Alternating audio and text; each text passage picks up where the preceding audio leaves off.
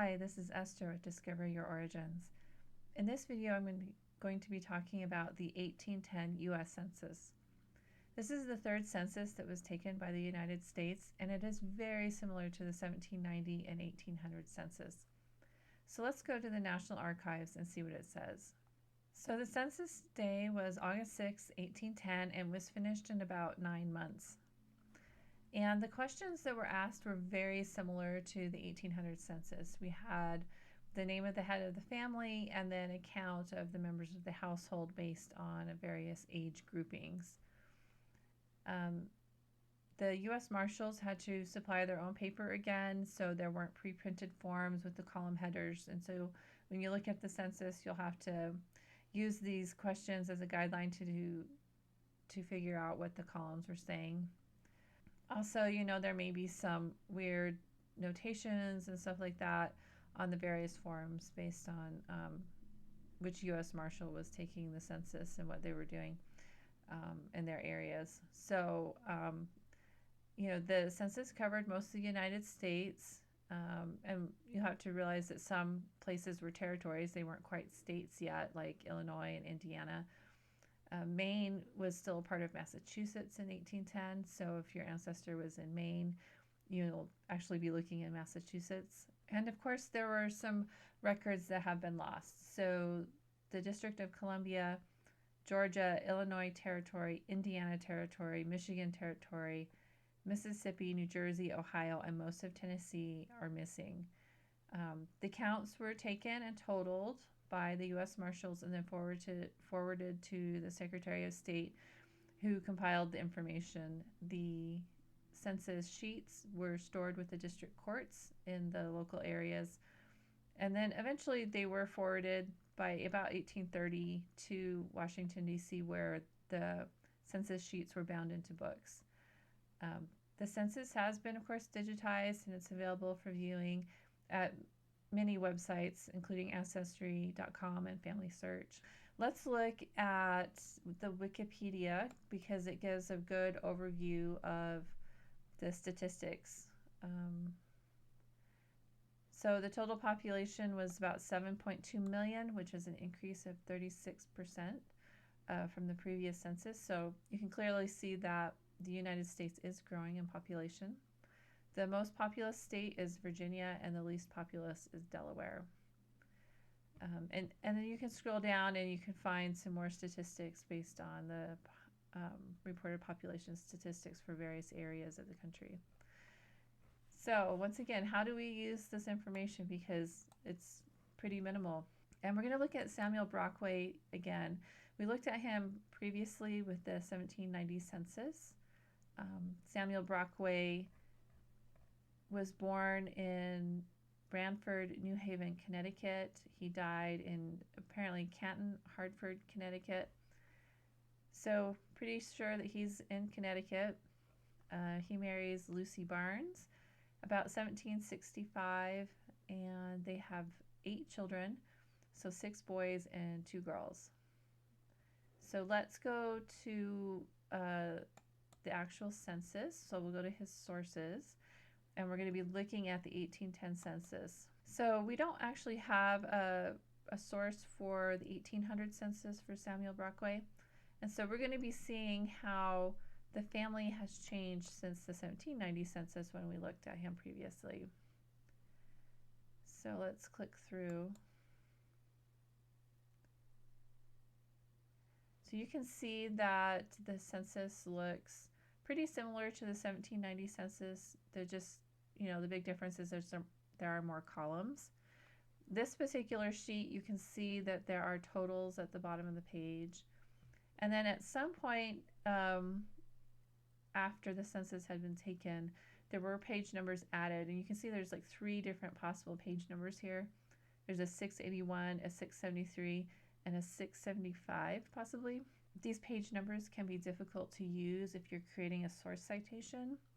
And so you may need to use the image number or just say you use the stamped page number in the upper right corner or something so that people understand, what you're referring to. Anyway, so let's look up closer here and Samuel Brockway is right here, and he's next to Lurie Brockway, who is his son. And we've got some column numbers. You can see there's a double line here, and that is most likely a division between the counts for the males in the household and the females in the household. All right, so let's go back to my blog article where I break down what the family looked like in 1810. Okay, so here it is. So we have one white male, 10 to 15 years old, one white male, 16 to 25, one male, 45 and over. Then for the females, we have one under 10 years old, one female that's 45 and over, and so there's a total of 5 household members.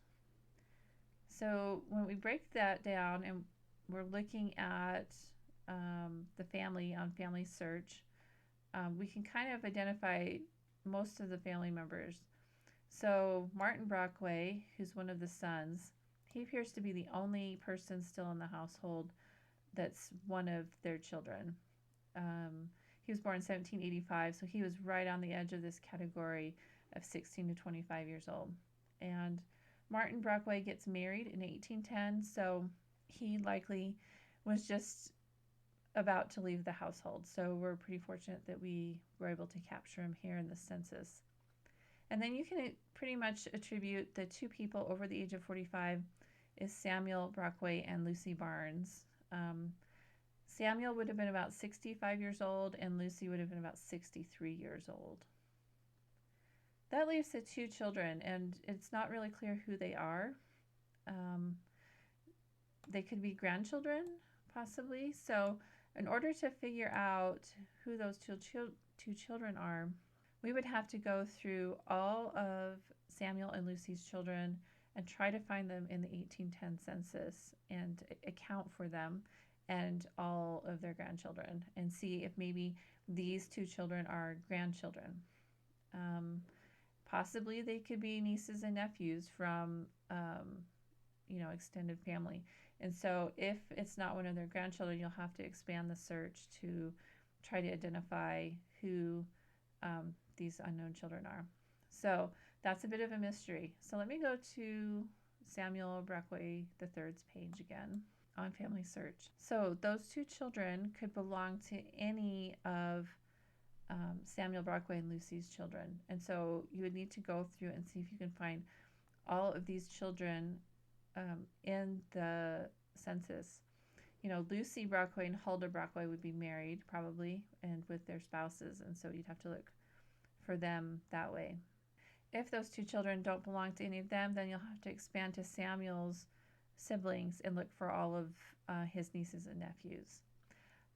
I'm suspecting that those 2 children are probably relatives, and so that's why I'm suggesting that particular research strategy.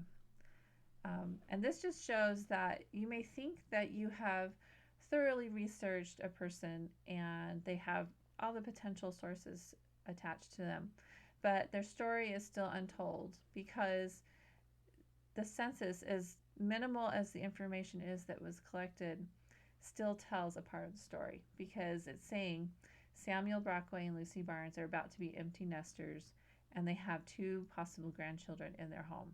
Who are they? So, it's an interesting question and one that I think is worth answering at some point. Let's go back to the 1810 census again.